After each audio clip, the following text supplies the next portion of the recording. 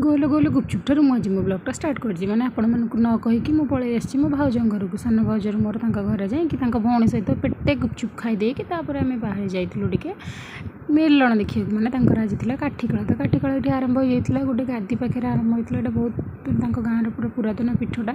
तो से नाचापी मुझे स्पीड करदे कारण से मन मन के भी एत स्पीड हो न था तो ता भर देखो ये भाई जनक आम नाचुले ये भाई जन को अपने भल भाव चिन्ह भावुचे जो मैंने नाचुचे लास्ट टाइम देखते जानीपर तो से खुशी होगी गोटे पैसाटे देते से भारी खुशी होगले देखते जो भाई गीत बोलते बेकर गोटे बाड़े पैसा पकई देते पैसा पकईदे जमी से अधिक खुशी होगले तो एत सुंदर भाव गीत बोलदेला